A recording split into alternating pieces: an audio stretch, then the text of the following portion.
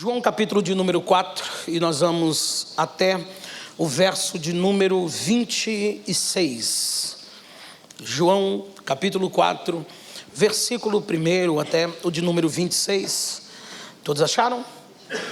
Diz assim a palavra do Senhor: quando os fariseus ouviram que Jesus fazia e batizava mais discípulos do que João, se bem que Jesus não batizava e sim os seus discípulos, ele deixou a Judéia e voltou outra vez para a Galileia. E era-lhe necessário passar por Samaria. E chegou a uma cidade samaritana chamada Sicar, perto das terras que Jacó dera a seu filho José. Estava ali a fonte de Jacó.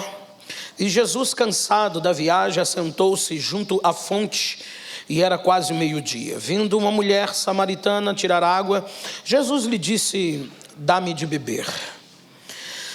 Seus discípulos tinham ido à cidade comprar comida. Disse-lhe a mulher samaritana: como sendo tu judeu, me pedes de beber a mim que sou mulher samaritana? Pois os judeus não se davam com os samaritanos.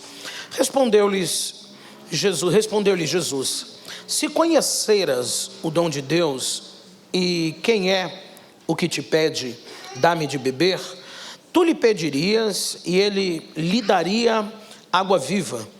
Disse-lhe a mulher: Senhor, tu não tens com que tirá-la e o poço é fundo. Onde tens águas vivas? És tu maior que o nosso pai Jacó, da qual ele próprio bebeu, como também seus filhos e o seu gado? Respondeu Jesus: todo aquele que bebe desta água tornará a ter sede, mas aquele que beber da água que eu lhe der nunca mais terá sede. Deveras, a água que eu lhe der se fará nele uma fonte de água para jorrar para a vida eterna. Disse-lhe a mulher: Senhor, dá-me desta água para que eu não mais tenha sede, nem precise vir aqui tirá-la. Disse-lhe Jesus: vai, chama o teu marido e volte aqui. Respondeu ela: não tenho marido. Disse Jesus: tens razão se disser em dizer que não tens marido, pois já tiveste 5 maridos, e o que agora tens não é teu marido. Isso dissestes com verdade. Disse a mulher: Senhor, vejo que és profeta. Nossos pais adoraram neste monte, mas vós os judeus dizeis que é em Jerusalém o lugar onde se deve adorar. Disse-lhe Jesus: mulher, crê-me, a hora vem em que nem neste monte nem em Jerusalém adorareis o Pai. Vós, os samaritanos, adorais o que não conheceis. Nós adoramos o que conhecemos, pois a salvação vem dos judeus. No entanto, vem a hora e já chegou em que os verdadeiros adoradores adorarão o Pai em espírito e em verdade, pois o Pai procura a tais que assim o adorem.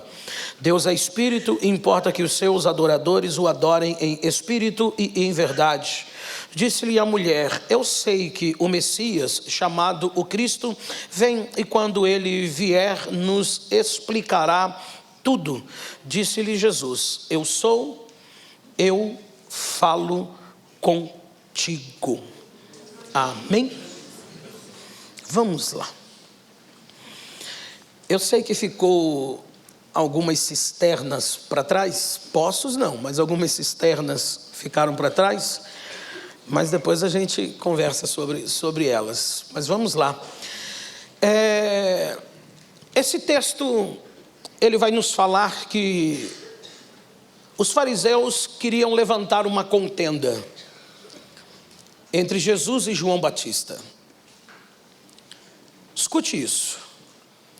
Sempre que houver a possibilidade de você estar perto de alguém num ciclo de amizade, e que esta amizade vai proporcionar crescimento para você, alguém vai interagir dentro disso. Tem gente que não gosta de que haja comunhão em alguns aspectos, principalmente aqueles que vão acrescer sobre sua vida uma mudança, uma possibilidade de melhora. E Jesus teve a melhor atitude: sair de perto. Às vezes somos inflamados por algumas situações porque nós insistimos em permanecer em ambientes que são tóxicos. Então, às vezes, a doença nos atinge e o verdadeiro culpado dela não é o diabo, não é o fofoqueiro, é você que permanece no ambiente. É você que tem dificuldades de encerrar algumas coisas, alguns ciclos na sua própria vida. Jesus, quando ele entra na casa de Jairo, eu gosto muito desse texto, e a sua filha está morta, e a casa está cheia de gente, porque a morte faz isso, né? A morte tem o poder de atrair até quem muito tempo não te vê, ele vem no teu velório só para ter certeza. Ele mesmo vamos lá. E quando Jesus chega, Jesus pede para Jairo, põe todo mundo para fora e deixa dentro só a mãe da menina e os discípulos que estão comigo. Imagine o cenário: parentes, amigos, familiares queridos, e a ordem de Jesus põe para fora. Estranho, né? Um Deus que ama a família, um Deus que quer que a família cresça, etc, e etc, dá uma ordem, põe para fora. Porque algumas pessoas não estão preparadas para participar do que Deus vai fazer dentro da casa. E eu muito me admiro de Jairo. Só que ele também sabia o que Jesus ia fazer dentro da casa. Ele não ia apenas colocar a morte para fora, ele ia trazer a vida para dentro. E às vezes, para a vida entrar para dentro, algumas coisas que estão dentro precisam ser colocadas para fora. Mas vamos lá. E Jesus tem um destino. Jesus está saindo da Judeia e ele precisa ir para Galileia. Ele está lá embaixo e ele precisa subir. E Jesus tem pelo menos 3 rotas. Quantas? 3. Isso aí. Primeira delas, ele pode esperar uma embarcação em Jope.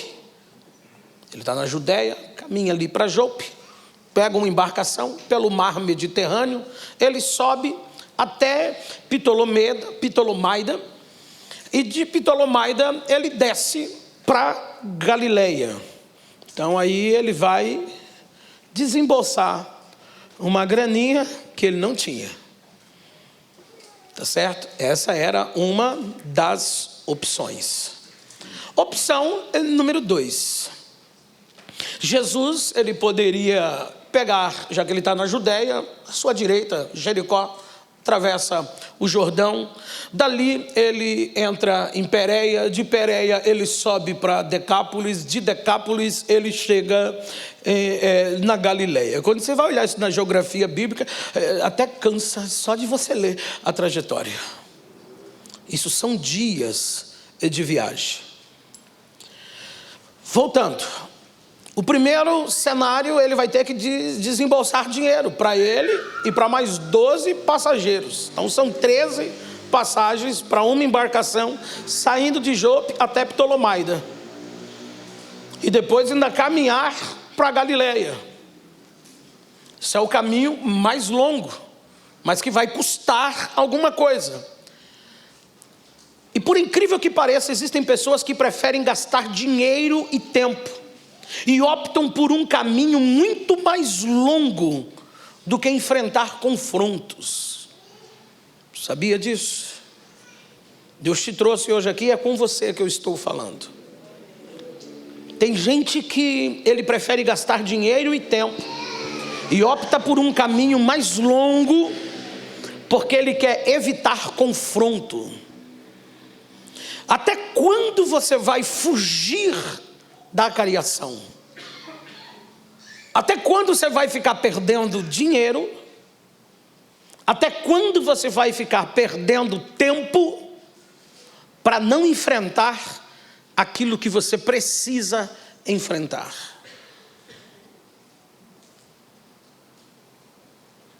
É muito sério isso. Porque algumas coisas nos dão medo.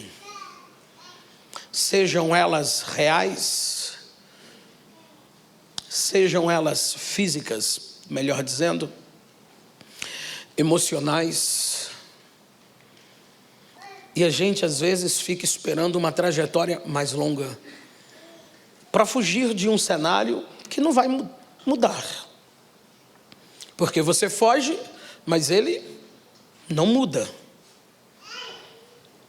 2, Jesus pode atravessar Jericó, atravessar o Jordão, entrar em Pérea, subir por Decápolis e chegar na Galileia. Não vai gastar o dinheiro da embarcação, mas meu irmão, que ele vai gastar de sandália e andar, pensa. Outra coisa interessante, tem gente que ele prefere gastar tempo andando. Ele fica andando. E aí ele sai da Judéia, ele vai para Jericó, ele passa o Jordão, aí do Jordão ele vai para Pérea, de Pérea ele vai para Decápolis, Decápolis é 10 cidades, aí de lá é que ele sobe para Galileia. Para quê, pastor? Evitar confrontos. Somos assim. Por incrível que pareça, dentro de igreja, no nosso relacionamento com Deus, tem gente que foge de confronto. Por que isso? Porque é mais fácil para ele evitar problemas, evitar confrontos, evitar desaforo. Soluciona o problema? Não. O que faz? Se arrasta o problema. O problema de arrastar problema, o mundo tem uma expressão de empurrar com a barriga. Para a gente, na estrutura desse que vos fala, empurrar com a barriga, a gente não tem muita dificuldade. Mas e o Henrique empurrando alguma coisa com a barriga? É, Henrique? É que esses meninos novos, magro, sem história, empurra alguma coisa com a barriga. Dá certo, pastor? Dá certo. Você vai pegar caminhos, você vai perder dinheiro, você vai perder tempo, mas vai evitar confrontos. O que isso vai acontecer na minha trajetória, pastor? Bom, esse problema nunca vai ser resolvido, isso é uma grande verdade. Toda a bagagem emocional que ele proporciona a você vai caminhar com você e vai com certeza continuar adoecendo você. Porque fuga nunca traz cura. Fuga não traz cura, já falamos disso aqui. Deus encontra uma mulher fugindo no poço, fugindo porque foi humilhada, e Deus fala para ela: agora volta e se humilha. Porque parece que todo castigo para pobre é pouco. Ah, por que você está fugindo? Que eu fui humilhado. Então agora você volta e se humilha. Porque fuga não tem solução. E isso é tão sério que nós estamos diante de um cenário interessante. Só que Deus, eu disse, não pega atalhos. Porque tem o terceiro caminho. Qual, pastor? A linha reta. Se você sair da Judéia, meu irmão, você está de cara com Samaria. Atravessa Samaria, você está dentro da Galileia. É o caminho mais rápido. Deus não pega atalhos. Glória a Deus. Deus nunca fugiu e nunca fugirá de um confronto. Não confunda Deus direcionar você por um caminho que evite algumas coisas, com Ele traçar o mesmo caminho quando o assunto é você. Ele tira os hebreus do Egito, E está registrado lá. E Deus levou eles por um caminho mais longo, porque se eles fossem pela terra dos filisteus, eles seriam confrontados pela guerra. E Deus sabia que eles não estavam preparados ainda para uma guerra. Então Deus, eu disse, nos leva às vezes por um caminho mais longo. Mas não confunda isso quando Deus quer tratar você. Então Deus não pega atalhos. Não é porque ele olhou para José e falou assim: pega a mãe e o menino, foge para o Egito, que Deus foge. Ali ele é menino, é o tempo, é o momento. Só que agora ele não é mais menino. Versículo 5, nós falamos sobre ele na mensagem anterior, Jacó e os poços, que era uma herdade aonde ele estava, Jacó havia dado a José. Versículo de número 6 vai mostrar para a gente que Jesus ele chega cansado. João, joga para mim aí por favor, 2 aos Coríntios, capítulo de número 4, versículos 7, 8 e 9. Ele estava cansado, o texto diz isso para a gente, Jesus estava cansado. Isso, fisicamente cansado. Só que eu quero mudar o sentido desse cenário do cansaço, porque realmente alguns cansaços, um dia corrido de trabalho, aquele dia de trabalho, tem dias do trabalho que te cansam mais do que outros. Só que o apóstolo Paulo vai dizer que nós temos um tesouro fantástico. E esse tesouro está depositado em um vaso de barro. Isso aqui. Para quê, pastor? Para que a gente não pense em se exaltar em algum momento, porque somos barro. Então, como é que um barro se vangloria do quê? Que ele só é barro por causa da ausência do sol. Que se o sol vir sobre ele, ele vira um torrão. Então não dá para se vangloriar. Outro ponto, no cenário da vida, olhe para mim por favor. No cenário da vida, nos cansaremos diante de algumas coisas. Fisicamente, emocionalmente. Nos cansaremos ministerialmente.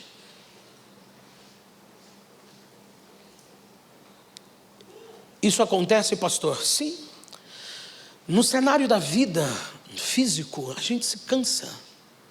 Porque lutamos por algumas coisas. E às vezes nos dá a sensação de que você está nadando para morrer na praia. Você tem a sensação que está correndo numa esteira. Que você corre. O seu corpo sofre os efeitos. Mas você não sai do lugar. Então, às vezes, a vida nos apresenta esse cenário de que você caminha,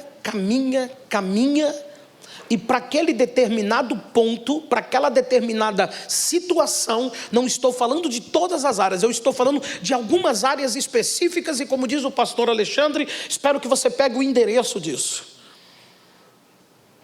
Algumas coisas não é fácil lutar contra elas. Tem gente que é simples.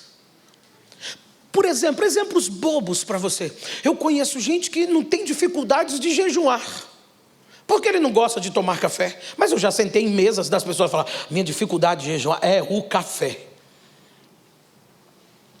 Eu não gosto de comer de manhã. Não gosto de comer de manhã. Não seja que seja de sopa ou xerém. Eu não gosto de pão. Isso não me ilude. Isso é eu. Então tem coisas que para a gente é mais fácil, para outros é mais difícil. Às vezes alguém pode dizer assim: eu não tenho dificuldades de fazer isso. Aí daqui a pouco você conhece alguém que diz assim: eu tenho dificuldades em fazer isso. Entende? Porque a vida proporciona essas situações. Existem alguns cenários da vida emocional, familiar, conjugal. E por que não falar? Quando eu preparava esta mensagem, hoje à tarde, isso vinha ao meu coração. E por que não falar, por exemplo, de enfermidades? A gente luta contra algumas coisas nesta vida, contra algumas situações, e parece que a gente luta sozinho. Parece às vezes que Deus não está conosco, até porque a gente também é chato e folgado. Porque servimos a Deus, a gente quer que Deus nos cure de todas as enfermidades e doenças. Sou crente, como é que eu estou doente? Mas se Deus entra no teu papo, tu não vai morrer nunca. Concorda? Alguns problemas de saúde, às vezes, é genético. A gente transmite até doença. Temos dificuldade de transmitir saúde. Algumas coisas a gente tem, são desafiadoras. Ninguém quer ter uma agenda que... Não, aqui, ó, nos próximos 250 dias vamos estar bem, mas olha, daqui 250 dias você vai ter uma dor de cabeça muito intensa que vai ter que cancelar a sua agenda. Ah, não. A gente não quer parar. Nós somos imparáveis. Não queremos sofrer. O evangelho da prosperidade, ele anda tão perto da nossa audição, que às vezes o Espírito tem dificuldades de falar ao nosso coração. Dificuldades. Então a gente precisa desse texto. Vai para o 8. E Paulo diz assim, olha, em tudo.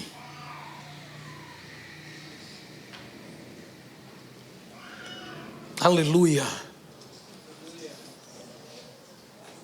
Se você está entendendo a mensagem, eu glorifico a Deus pelo teu silêncio. Em tudo.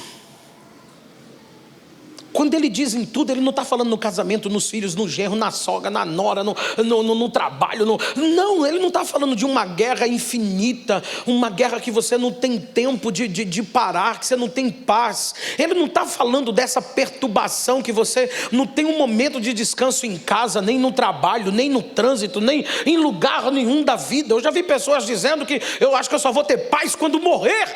Não, você precisa se converter para ter paz. Ah, então aí Deus vai sanar os meus problemas. Não. Aí eu lembro de um livro do Max Lucado, chamado Ouvindo Deus na Tormenta. O melhor livro dele para mim. Ele diz o seguinte, que se Deus não acalmar a tempestade, o que isso significa? Se Ele não curar a enfermidade, se Ele resolver não te dar a causa da justiça, se Ele resolver não fazer o que você quer que Ele faça, Ele vai acalmar você, para você passar por esta tempestade. E aí está o grande problema da vida cristã, porque eu não quero que Ele me acalme, eu quero que Ele solucione o problema.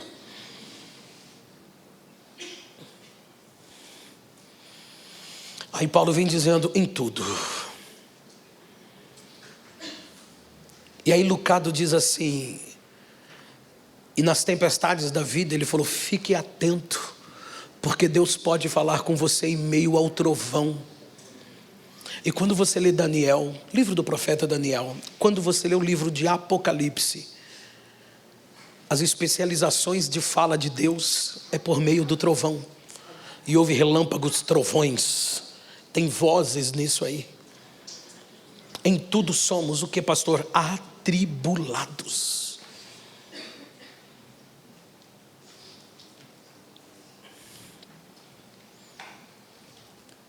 Mas não angustiados. A tribulação consegue bater nas minhas estruturas.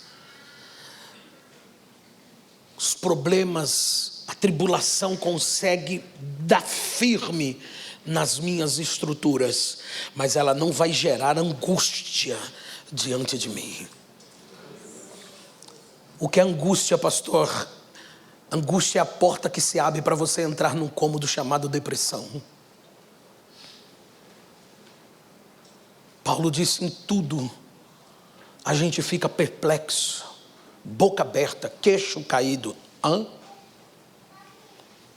Mas nunca seremos desanimados, nunca. O desânimo não vai tomar conta da tua vida. Vai para o 9. Em tudo somos perseguidos. Haverá perseguição. Somos igreja, mas nós nunca estaremos desamparados. Você está sendo perseguido? Tô, mas você não está sozinho. Chama outro irmão para você tomar um café com ele. E não põe açúcar não. E fala para ele: fala aí, irmão, dos seus problemas.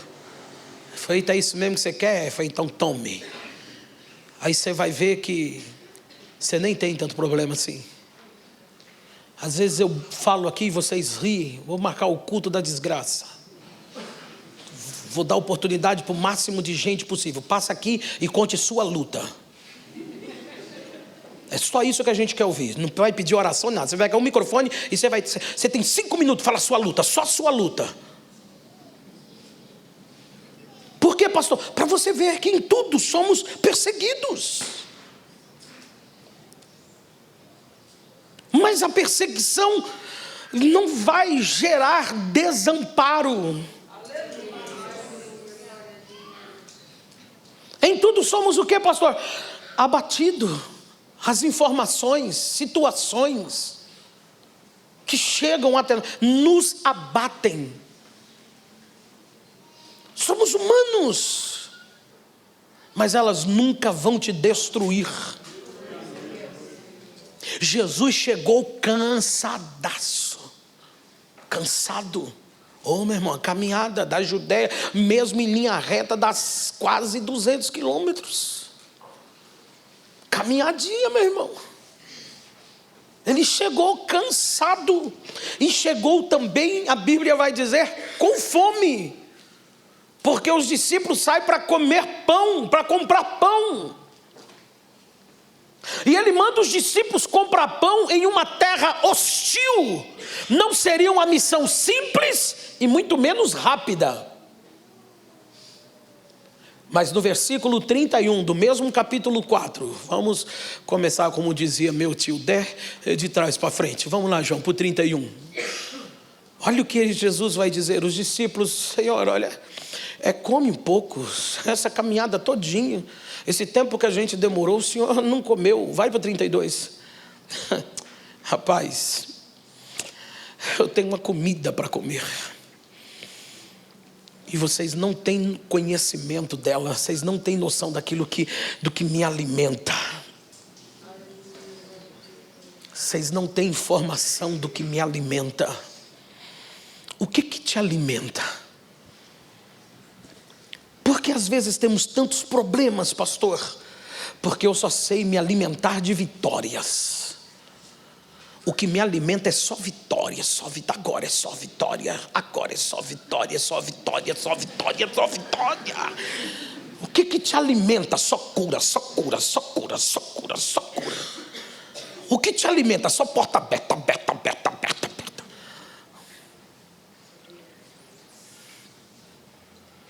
A gente só se alimenta disso. Opa, calma.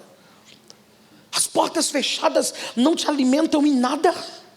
Não te ensinam nada. É natural a porta se fechar, os cenários nos envolver, as situações chegarem e nos abaterem. Segundo dos reis, o marido morre, chega o credor, você conhece a história. A mulher não sabe o que fazer. Mas ela nos dá uma lição tão linda, pastor Alexandre. Quando você não souber o que fazer, saiba para onde ir. Aquela mulher nos ensina que ela não sabia o que fazer, mas sabia para onde ir. E para onde ela foi? Para o templo. Ela foi atrás do profeta e ela disse: meu marido, teu servo, temia o Senhor. Você sabe disso, agora tem isso, tem isso, tem isso. Eliseu, o que você tem em casa? O que anda te alimentando? Uma das mensagens que eu preguei já nesse texto é que o marido era crente. O marido tinha comunhão com Deus. O marido era homem de Deus. Mas percebe-se que a mulher andava na aba dele, na oração dele, na palavra dele, na dependência dele.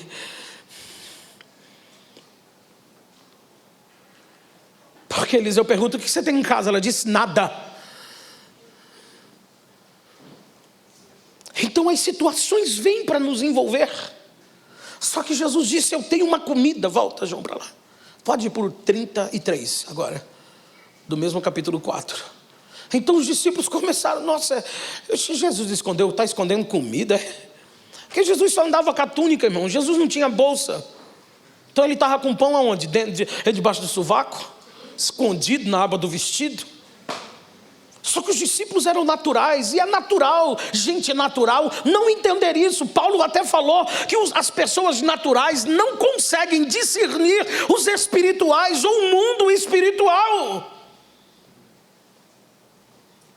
Aí eles, mas Jesus tinha comida, Jesus escondeu comida, Jesus, se ele trouxe, fez alguma coisa. Eles sabiam que com Jesus não tinha dificuldade, meu irmão. Esses pãozinhos, sabe aqueles pãozinhos da Leonardes? Aleluia. Quase 30 conto o quilo, mas o pão bom, né? Aquele pão que você vai cortando ele vai soltando as casquinhas na mesa, né?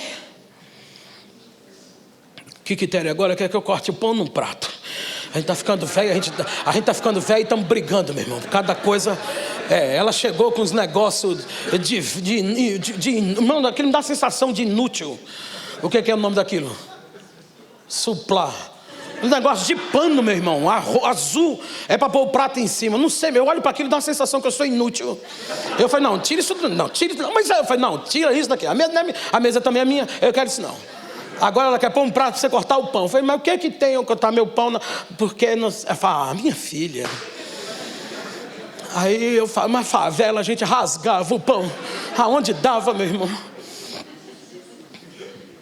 Mas sabe aquelas migalhas de pão?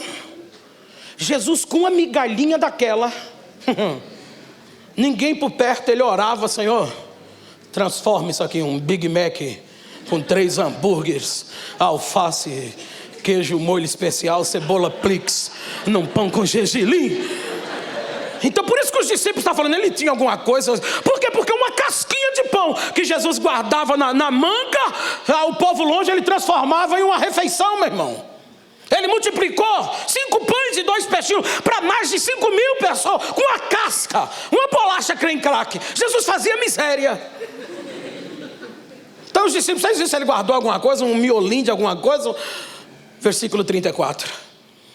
Jesus olhou para eles e disse: a minha comida, leia.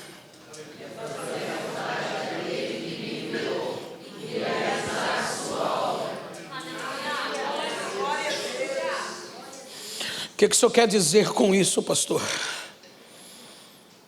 Que a gente segue o contrário esse texto. Quando a fome chega no meu corpo, e não estou falando de alimento físico, estou falando para você de uma doença, estou falando para você de um desemprego, estou falando para você de uma situação contrária. Quando ela chega na nossa vida, a primeira coisa que eu paro é de me alimentar disso. Eu não quero mais comer à vontade dele. A gente tem medo de fazer esta oração. A gente tem medo de estar com um problema, com uma enfermidade, e dizer: não, Senhor, seja feita a tua vontade. Você faz. Aí a gente começa: que isso, fulano morreu, Beltrano morreu, tudo cheio de Deus. Não, Senhor, eu quero que o Senhor me cure. A gente não quer se alimentar da vontade de Deus.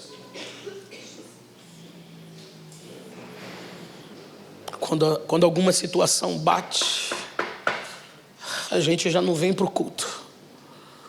Eu prefiro ficar em casa chorando as mínguas, lamentando o que eu perdi.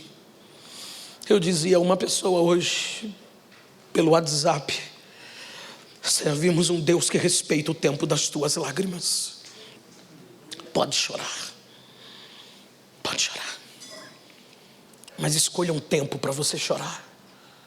Vai chorar o quê? Um dia? Precisa o quê? De uma semana para você chorar? Te dou uma semana para você chorar. Quanto tempo você precisa para chorar? Quando Neemias, capítulo de número 1, descobriu a situação de Jerusalém, ele separou 4 meses. E a Bíblia vai dizer para nós no versículo 3 e versículo 4 do capítulo de número 1, que ele chorou, ele lamentou, ele não comeu, ele não bebeu, ele reservou um tempo para isso. O que Deus não aceita, pastor, é que você viva de lágrimas. Esta semana falava com uma pessoa sobre outra pessoa que quando perdeu o marido começou a... Hoje tem 10 dias. Você encontrava ela hoje tem 6 meses, 2 semanas, 14 horas. Resumindo, já casou. Então descobri agora porque que ela está contando. Acho que combinou alguma coisa. Falei, casou não, menina. Falei, aquele fofoqueiro, casou não, menina. Casou. O que Deus não aceita é que você viva chorando. Porque quando você chora por causa do problema, você está dizendo ao seu problema: eu tenho um Deus, mas o problema é que o meu Deus, ele é inferior a você. Ele é incapaz de me ajudar, de estar comigo. Ele é incapaz. Quando eu opto somente pelas lágrimas, eu estou dizendo para Deus: eu ignoro tudo aquilo que a Bíblia diz.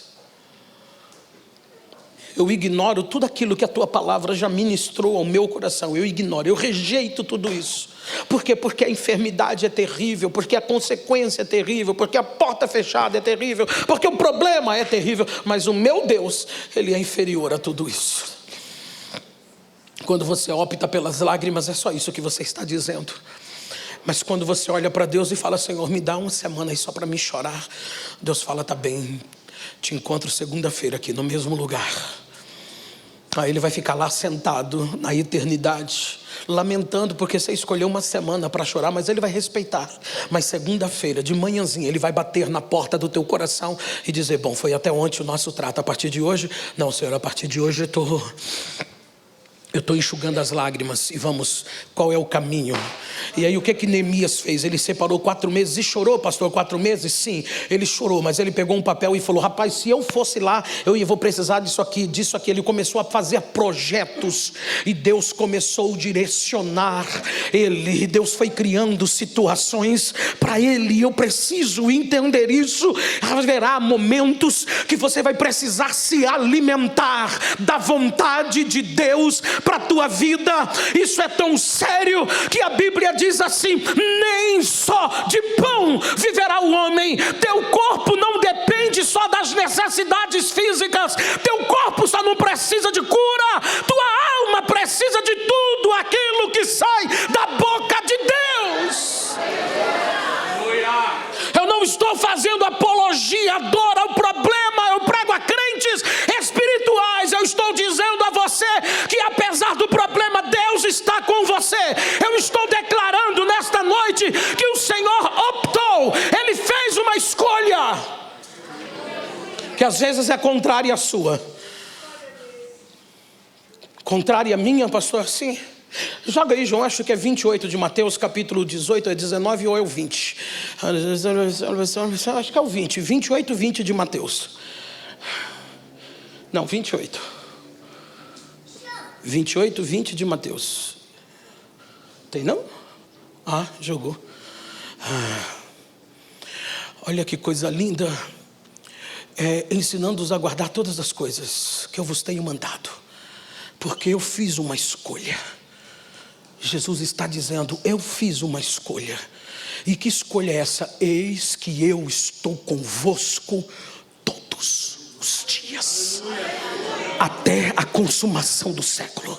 Jesus está dizendo: eu fiz uma escolha, eu vou estar com você todos os dias, na dor, na enfermidade, no sol, na chuva, no outono, no inverno, na primavera, no verão, de dia, de noite, na chuva, no calor, não interessa. Deus fez uma escolha. Qual? Eu vou estar com você todos os dias.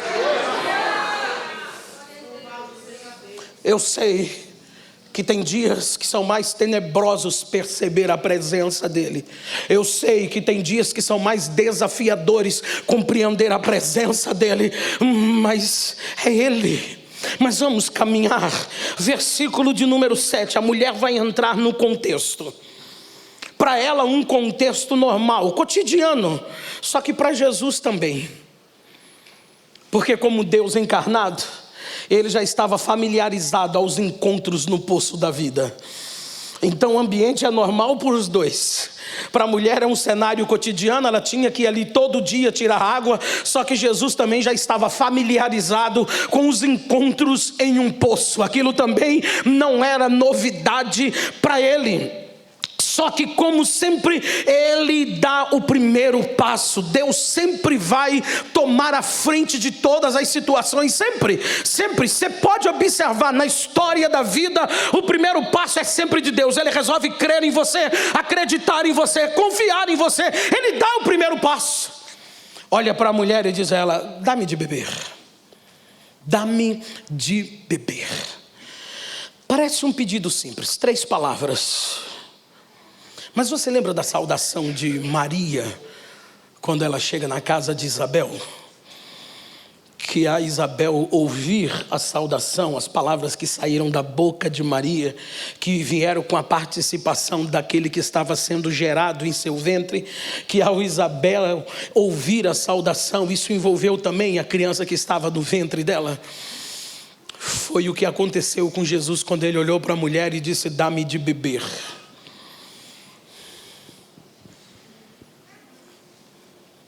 O silêncio foi tão incômodo que o autor resolveu preencher o espaço do silêncio entre a pergunta de Jesus e a resposta dela com a explicação de onde estavam os discípulos. Porque o silêncio foi perturbador. Porque como negar água a um ser humano? E ela entendeu que ele não estava falando da água daquele poço. Ela entendeu. Só que agora, sua boca não expressa som, mas seus pensamentos estão buscando uma resposta. Ela precisa sair desse cenário, ela precisa fugir desta situação, ela precisa optar por um caminho. E ela vai, a partir de agora, a partir do versículo 9, ela vai tentar mais ou menos umas 10 vezes tirar o foco de Jesus das coisas espirituais e trazer ele para o foco do terreno. Escute isso, marque isso na sua memória, escreva isso se for possível. Ela vai, a partir de agora, do versículo 9, umas 8, 9 vezes, quase 10, ela vai fazer de tudo para tirar o foco de Jesus das coisas espirituais e trazê-las para o terreno. Porque quem foge de confronto, quem não gosta de ser confrontado, ele sempre vai tirar o foco das coisas espirituais e trazê-las para o físico, para o terreno. Eu vou repetir, porque eu quero que isso fique gravado nas tábuas do teu coração. Toda pessoa que não gosta de confronto,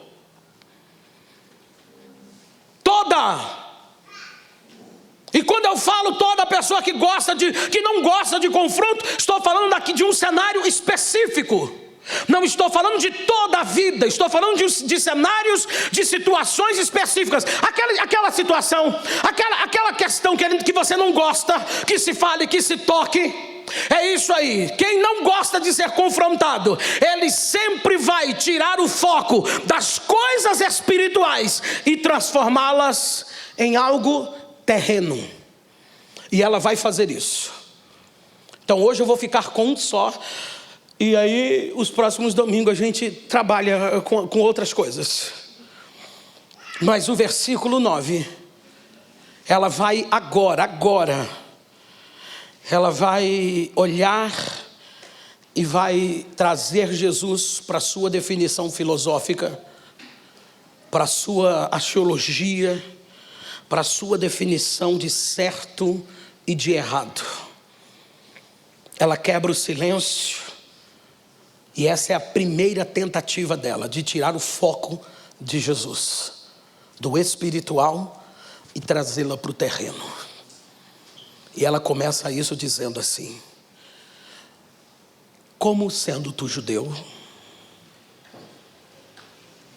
me pedes de beber a mim, que sou mulher samaritana? Porque os judeus não se comunicam com os samaritanos. Ela entendeu que Jesus iria chamá-la, atraí-la para o espiritual. E ela vai tirar o foco do espiritual e trazer para o terreno. Porque toda vez que você tocar num assunto com alguém que você precisa confrontá-lo espiritualmente, ele vai trazer você para o terreno. Pode observar isso. Você vai falar alguma coisa, ele: não, mas é que o meu trabalho, rapaz, ó, menino, eu trabalho lá do outro lado do mundo. Eu moro aqui no Soberana. E onde você trabalha? Eu trabalho lá em Tupi Paulista. E onde é Tupi Paulista, pastor? 800 quilômetros, 700, quase 800 quilômetros daqui de Guarulhos até Tupi Paulista. Estou falando dessa cidade que eu já fui pregar lá. E eu preciso sair daqui todo dia e para Tupi Paulista trabalhar. Saio de lá às 17 horas e venho para casa, dá umas 9 horas. Eu fiz em 6. Então, não. Mas dá isso. O povo diz: eu não acho que dá para fazer 9 horas. Meu Deus, é devagar demais. Mas aí ele sai daqui 9 horas no trânsito, né? Ele sai daqui 9 horas, 8 horas da noite. Isso mesmo, 8 horas, 4, meia-noite, mais 5. Aí ele chega lá às 5, né? Sai de lá às 17, vai chegar aqui. Então ele não tem tempo. Ele não tem tempo para a mulher, ele não tem tempo para o marido, ele não tem tempo para a filha, ele não tem tempo para a neta, ele não tem tempo para descansar, ele não tem tempo para arrumar a casa, ele não tem tempo para congregar, ele não tem tempo para adorar, ele não tem tempo para orar, ele não tem tempo. Sempre que você tentar confrontá-lo nas questões espirituais, ele vai te atrair para o terreno. Não, eu tenho que trabalhar. Você sabe como é que é? Se eu não trabalhar... Não, mas é que eu tenho.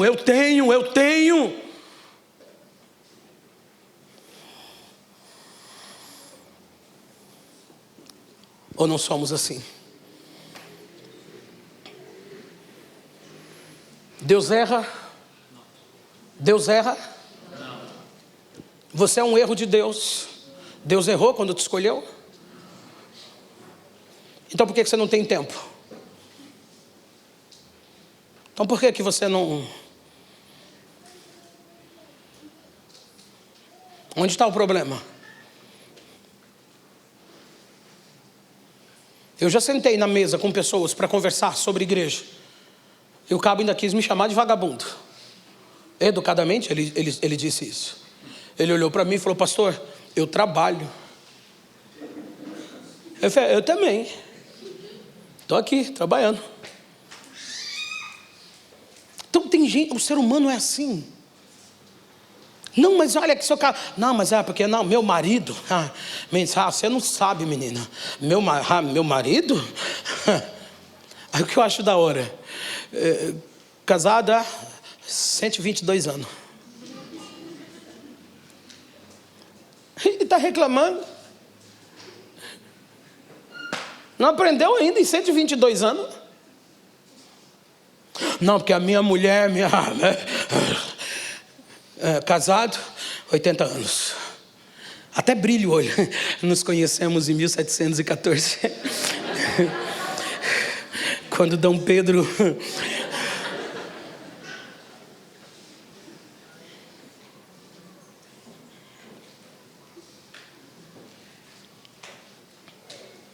Mas vamos lá. Vamos pegar carona nela. Esse problema dos judeus e dos samaritanos começou em 2 dos Reis, capítulo de número 11 e capítulo de número 12. Capítulo 11 e capítulo 12 de 1 dos Reis. A atitude de Salomão, a morte dele, faz que com Roboão, seu filho, assuma. E ele então vai buscar conselhos com as pessoas erradas. Resolve mostrar que o seu dedo menor é mais pesado do que a mão e o braço do seu pai. Jeroboão tem uma outra visão. E nisso aí então Israel se divide. Viram-se agora dois povos, norte e sul. E é isso que vem trazendo problemas para eles. É aí que tudo começa. Tudo começa aí. 2 dos Reis, capítulo 11 e 12. Mais de 700 anos antes de João, capítulo 4. Então Jesus está querendo entrar no mundo espiritual. A mulher está olhando para ele e está voltando atrás 7 gerações passadas. Tem mais nem osso do povo, mas o problema está vivo ainda dentro deles. É isso que ela está dizendo para Jesus. Qual é o problema deles? Porque os judeus não se davam com os samaritanos. Os samaritanos eram considerados um povo mestiço, por se misturar com outros povos. Porque quando eles se separaram, eles fizeram de Samaria a sede deles, a capital. E o reino do norte gerou reis ímpios, que conduziram o povo para distante de Deus e para mergulharem no pecado. Só que também diante do cativeiro assírio, eles se misturaram com os povos. Então ela está trazendo Jesus para uma realidade mística. E isso não é problema nos dias de hoje, porque nós estamos sempre misturando as coisas. Para algumas pessoas, evangelho já virou feijoada. Tem de tudo um pouco dentro dela. Para algumas pessoas, evangelho, para quem gosta, evangelho virou sopa. Tem de tudo lá dentro, meu filho. Evangelho virou essas coisas que a gente vai nem compreendendo, a gente mistura. Só que a minha Bíblia me ensina que Deus é contra mistura. O apóstolo Pedro disse que assim, põe para mim aí, João, 1 de Pedro, capítulo de número 2, versículo de número 1, eu vou ler o 1 e o 2. Pedro vai propor uma coisa interessante em sua carta. Ele vai dizer assim, olha, você vai precisar optar em deixar algumas coisas. E ele vai dizer, olha, deixe o fingimento, o engano e a malícia. A consequência disso também a inveja. Aproveita, abandona a murmuração. Quando você abandonar as coisas que compõem a tua vida passada, você está apto, prontinho para desejar afetuosamente, como menino novo nascido, o leite. Um alimento, um leite racional, não falsificado, sem mistura, um evangelho puro que vai te alimentar, porque você já abandonou algumas coisas. Só que quem é os samaritanos? Um povo que se mistura, um povo que é envolvido com qualquer coisa que os atraia. Ela está diante de Deus, é o verbo encarnado, que está trazendo ela para uma conversa espiritual. Mas ela aqui, calma aí, olha, nós não temos comunhão. Mas não temos comunhão porque vocês estão se misturando, porque vocês optaram em se misturar, porque vocês optaram por um estilo de vida que não é isso que a lei determina. Porque eles não se falavam, porque eles edificaram o seu próprio templo. Os samaritanos tinham o seu próprio templo. Sendo assim, eles desprezaram o templo que Deus abençoou na sua consagração, na inauguração. Por que que ela vai trazer para o problema? Porque, não, mas é que é assim. Não, ele tem o seu próprio templo. Irmãos, nós vivemos dias que os crentes têm o seu próprio templo. Ele tem o seu próprio culto. Ele faz do jeito dele, estilo dele. Ele adora a Deus e eu oro em casa. E porque eu entendo algumas pessoas, escute isso, e eu até concordo com elas terem o seu templo, o seu próprio templo. Por quê, pastor? Por causa do estilo de vida que elas querem viver, a forma que elas querem viver. Ele quer viver libertinagem, ele quer fazer o que quer, ele quer optar por aquilo que ele quer, ele não quer seguir regras, ele não quer obedecer leis, ele não quer passar por situações que os prive de alguma coisa. Então eu quero ter o meu templo. Então os samaritanos fizeram o templo, e no templo dos samaritanos você podia cultuar com quem você quer, o dia que você quer. No templo dos salomanos você namora com quem você quer, ninguém manda na tua vida. No templo dos samaritanos você casa com quem você quer, você bebe o que você quer, você fuma o que você quer, você vai aonde você quer. No templo dos salomanos, dos samaritanos, você vai para a praia, faz uma foto seminu e põe nas redes social, e todo mundo da igreja dos samaritanos vai lá e curte, põe o coraçãozinho, ainda fala: tá linda, irmã, aleluia, esse é templo de Deus mesmo, hein? O Senhor habita aí. Templo dos Salomão, templo dos samaritanos, eles tinham seu próprio templo. Os samaritanos, quem eram eles? Eles nomearam seus próprios sacerdotes, porque a tribo de Levi permaneceu em Jerusalém. E os samaritanos sabem que não dá para ter templo sem sacerdote. Então eles observaram, classificaram e nomearam seus próprios sacerdotes. Sabe o que o apóstolo Paulo, o apóstolo João e o apóstolo Pedro vão expor em suas cartas? Que os homens estão buscando mestres segundo o seu próprio desejo, segundo o seu próprio conhecimento, para que possam apoiar o que eles fazem. Então, se a gente tiver um sacerdote que é da nós aqui. Quem são os samaritanos? Por que eles não se davam com os judeus? Porque eles condenaram a adoração no templo de Jerusalém.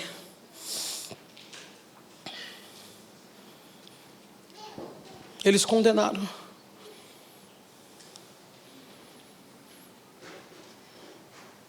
Encontrei uma pessoa que eu sei que não é cristã. Falei: você está bem? Nunca mais te vi. Estou bem sim, pastor, tal. E seus pais, que eu sei que servem a Deus? Ele falou: pastor, meus pais estão bem. Falei: eu sempre os via e tal. Pastor, eles iam lá dia de terça, né? Eu falei: sim, porque eu sei que a igreja deles não tem culto na terça, e eles são da região.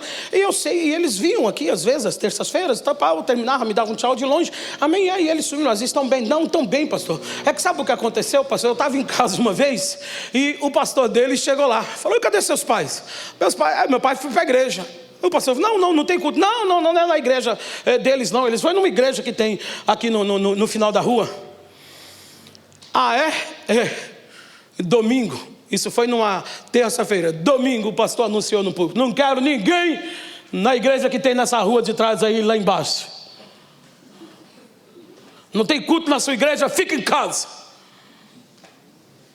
Tá certo, concordo com ele. Por quê, pastor? Porque sei o que Deus me deu. E tem comida que você come. Então tem gente, meu irmão, que proíbe a adoração. Eles falam: não quero adoração. Eles condenaram. Não, os judeus não sabem o que é adorar. Tem gente que já pegou o céu para eles. Tem gente que já classificou que o céu é deles. Lembro que quando estava começando a decidir Kennedy, encontrei uma pessoa, fizemos alguns cursos teológicos juntos, e ele disse para mim: rapaz, fiquei sabendo que você começou um ministério. Sim. E ele olhou para mim: nossa, é mais um? Eu falei: é mais um. Você não está em um também? Eu falei: então eu também tenho um agora. Não, mas assim, mas é que a minha igreja tem história. Eu falei: o Corinthians também, mesma idade, é da sua igreja, e não tem um mundial. Isso na época. Eu falei para ele: isso Corinthians também, é de 1910, E não tem um mundial. Então, isso eu for levar para a questão de time e levar em consideração meu filho e meu sogro, estou começando a decidir que no São Paulo já tem 2 no mundial. Então, tem gente que quer classificar o que é e o que não é. Eu posso, pastor? Lógico que posso. A gente observa que está tendo problemas nos diante do trono. E esses dias o Valadão disse uma mensagem, mandando uma indireta para a irmã dele, e aproveitando e dizendo que ninguém pode falar da igreja de ninguém. Ele pregando e falando, olha, ninguém tem autoridade para falar da igreja de ninguém. Mentira, tem sim. Pelo menos as minhas cartas, as Bíblias que eu tenho, Paulo escrevendo, a igreja de Corinto, a igreja de Gálatas. Meu irmão, temos, lógico que temos. E o próprio Jesus resolveu fechar o pacote, pegando a galera todinha e dividiu em 7. Ele falou para Éfeso, você perdeu o amor. Falou para Esmina, bichinha, você só vive sofrendo, né? Senhor, e vai mudar, vai não, está vindo 10 dias aí de sofrimento.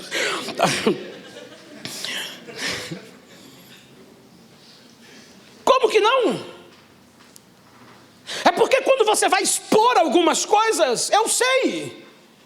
Às vezes a gente está sentado aí ou está ouvindo isso pela internet e a gente ouve, a sensação que dá, não, é que a Ticidiquê não é perfeita, não existe denominação perfeita, não existe denominação perfeita. Agora que a Bíblia nos dá autoridade para expor erros, dá sim, seu André Valadão, dá sim, pode-se falar de igreja sim. Paulo escreveu aos Coríntios e disse, estou sabendo que tem um rapaz aí, que quando o pai dele sai para trabalhar, ele vai para a cama com a madrasta. Paulo escreveu às 9 igrejas na Galácia e disse para elas, tome cuidado, fiquei sabendo que os membros de vocês estão brigando, se mordendo, vocês estão se arranhando, se agredindo fisicamente, cuidado para vocês não se comer e a igreja fecha porque não tem membro. Então eu preciso tomar cuidado com isso. É porque é mais fácil expor algumas coisas e tentar classificar a igreja que tem ou que não tem adoração. Quem são os samaritanos? Eles consideravam apenas a Torá como escritura sagrada. É lógico. Todos os profetas falavam mal deles. O reino do norte não levantou um rei que prestasse. O reino do norte não levantou um rei que adorasse a Deus em verdade. Todos os profetas que se levantaram era contra. Eles iam gostar dos profetas? Eles iam querer os escritos? Lógico que não, só consideravam a Torá. É isso que vivemos hoje. Tem gente que Deus chega para confrontar ele, e aí Deus chega, como Deus não chega com a caixinha de promessa, como Deus não chega alisando ele, aí ele quer trazer Deus para o terreno. Mas é que é tanta igreja, aquela igreja é isso aqui, eu só creio nisso aqui. E agora está uma ladainha, meu irmão, que a Bíblia não é assim, que não é assim que está escrito, não é isso que a Bíblia fala, não é isso que a Bíblia diz. Hoje está cheio de doutor, cheio de gente. A Bíblia vai ser daqui a pouquinho reescrita. Então aproveita e come dessa palavra. Aproveita e se alimenta daquilo que o céu ainda tem para a tua vida. Porque tem gente desprezando a Bíblia. Quem são os samaritanos? Samaritanos são aqueles que, pós-cativeiro, eles até tentaram. Olha para onde a mulher foi. Após cativeiro, chega Zorobabel, reedificando o templo. Quem vem? Os samaritanos. Vocês vão reconstruir Jerusalém? Vamos. Estamos aqui para ajudar vocês. Estamos aqui, queremos ajudar vocês. Já viemos numa equipe boa, por onde a gente começa. Olha, esse aqui é pedreiro, esse aqui é ajudante, esse aqui sabe trabalhar com pedra, esse aqui sabe trabalhar com madeira. Estamos aqui. Zorobabel olhou para eles e falou, não, queridão, acho que você não entendeu. Nós estamos aqui para edificar o templo do Senhor. E essa área aqui é só dos levitas. Não, mas a gente está aqui para ajudar. Eu sei, obrigado pela ajuda, mas não pode. Só que só compete a nós fazermos.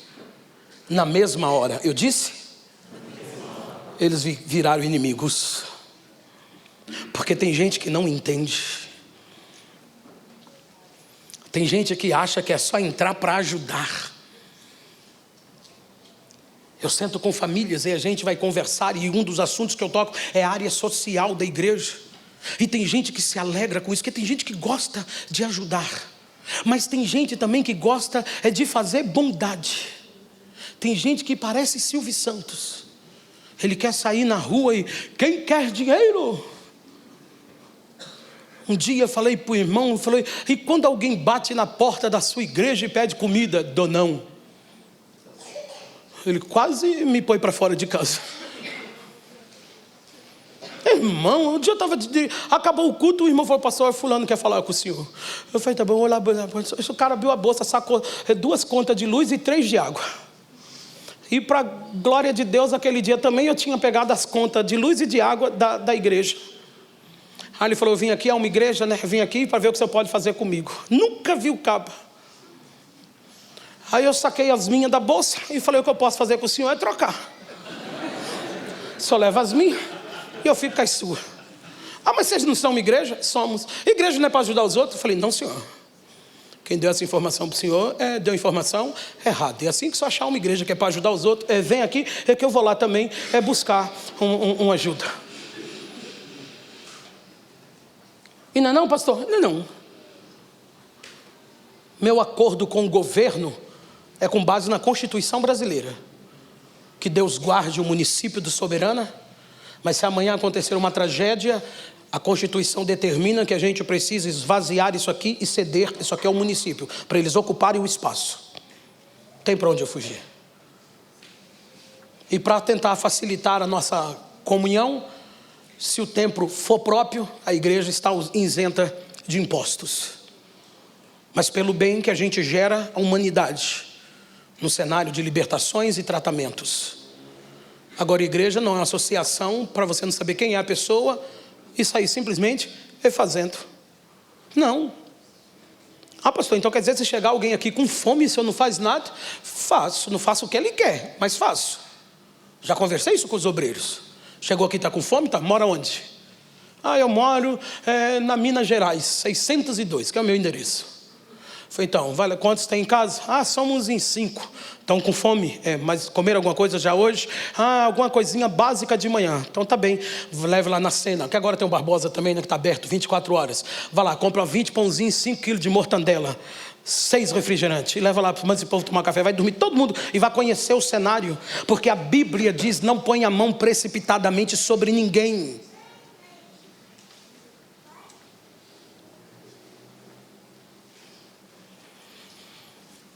Então é assim.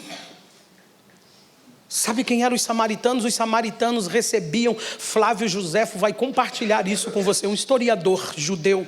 Ele diz que os samaritanos recebiam todos os judeus que quebravam a lei, vinham congregar com eles e eles recebiam de braços abertos. Está no mesmo nível, no mesmo patamar, no mesmo pacote. Tem que receber mesmo. Tem.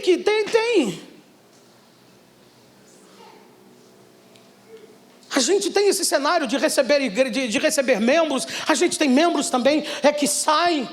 E eu fico feliz quando o membro sai. Ele fica, pastor, isso, venha, vamos orar por você, te apresentar. Irmão, está indo embora. Não tem gente que vem, tem gente que vai. Agora a gente tem que buscar saber informação. Quem é que está vindo, por que está vindo, o que está acontecendo. Nos livramos de uma prova aqui.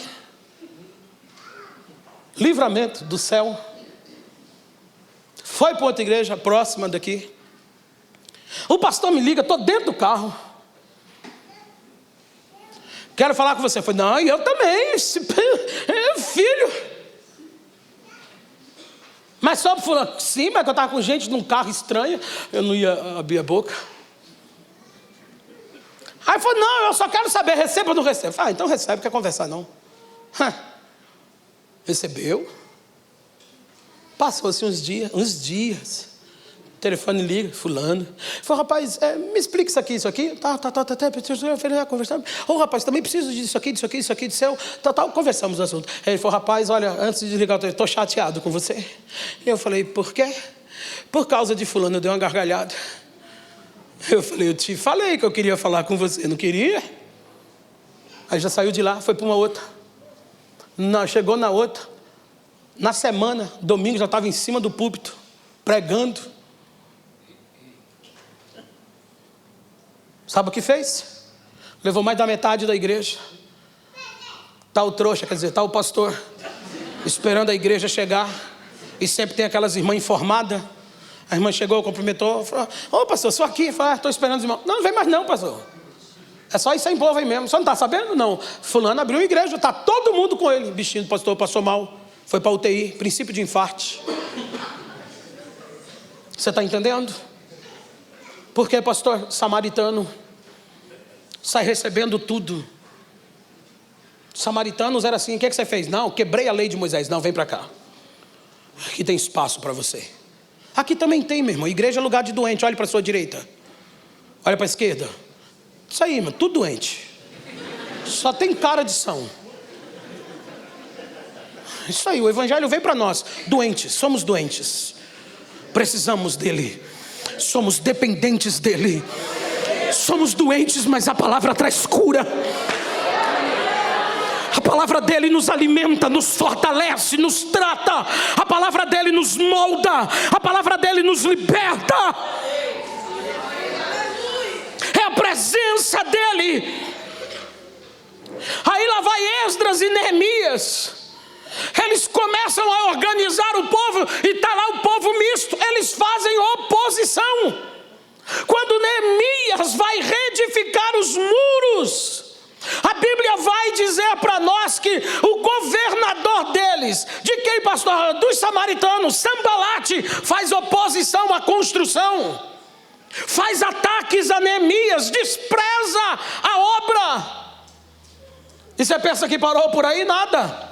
O neto do sacerdote casa com a filha de Sambalate. Quando Neemias descobre, expulsa eles do templo.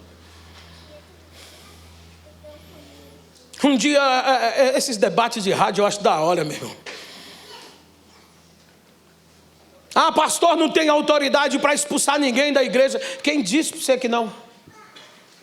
Vacila para você ver. Anda fora da linha para você ver. Você vai ver o sol nascer quadrado.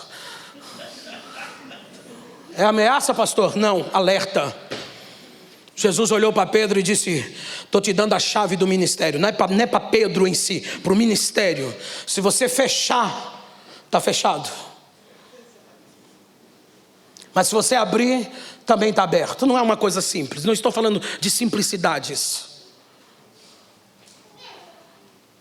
Mas precisa ter ordem. Precisa ter ordem. A Bíblia vai dizer para nós que chega Jesus.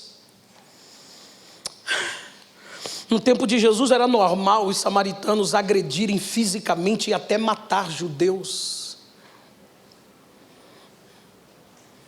Digite aí, igreja na Bahia. Pastor sentiu no coração e, para não haver atrito entre eles, pediu a bênção, saiu do ministério.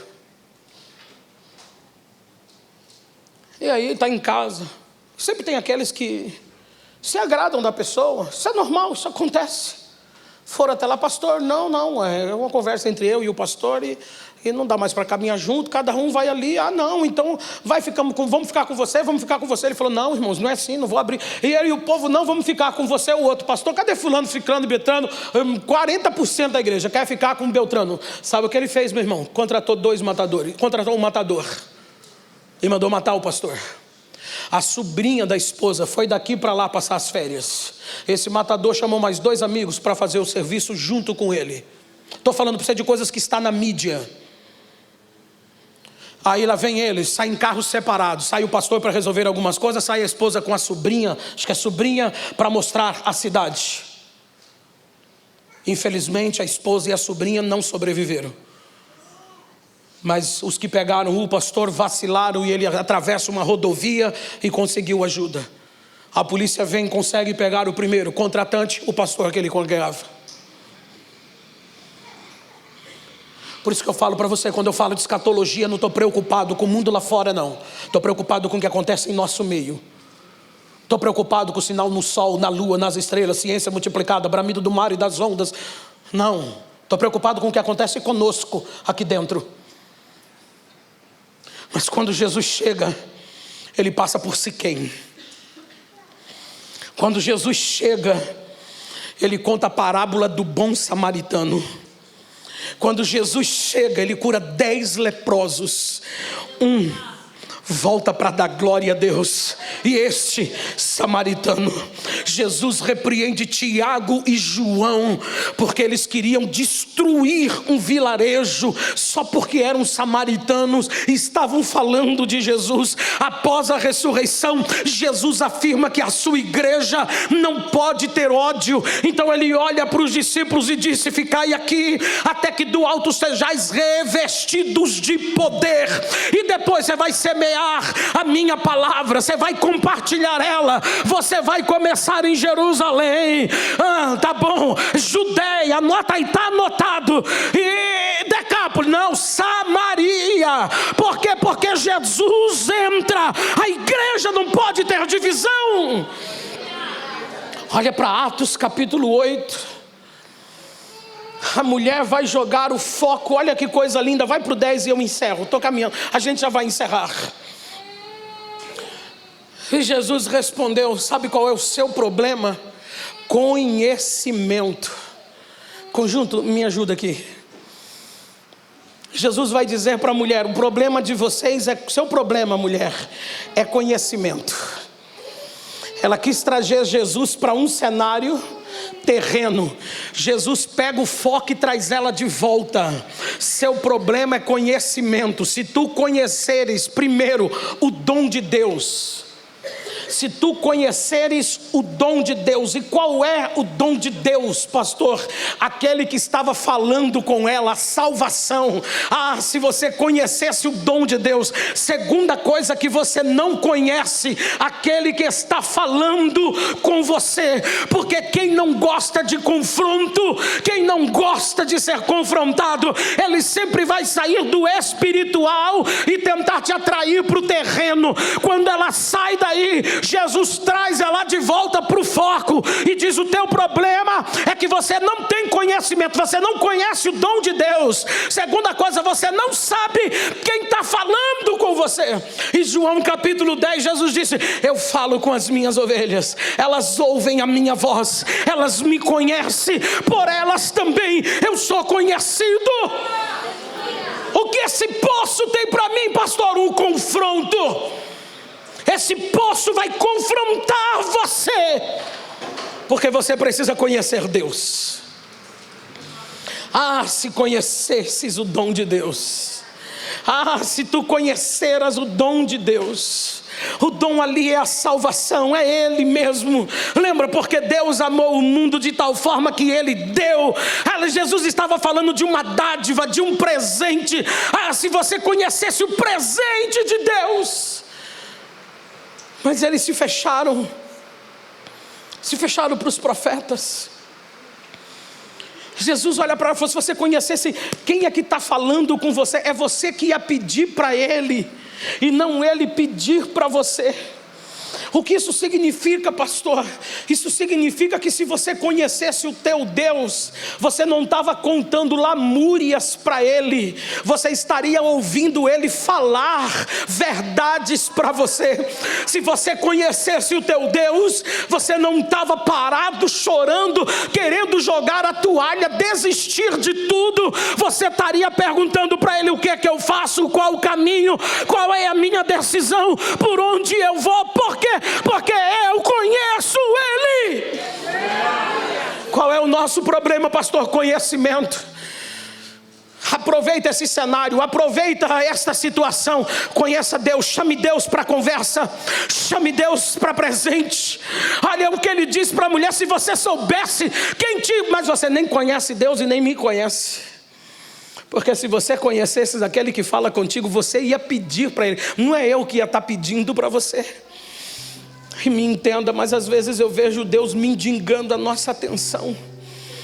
Às vezes eu vejo Deus competindo com o WhatsApp a sua atenção. Eu vejo Deus competindo com coisas supérfluas a sua atenção. Eu vejo Deus desejando caminhar com você, andar com você, e não é ocupar o teu espaço, ocupar o teu tempo, não.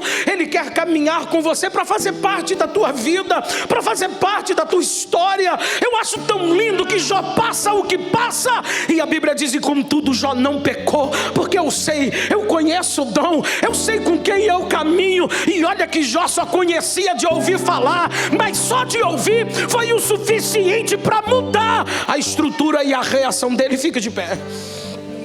Fica de pé.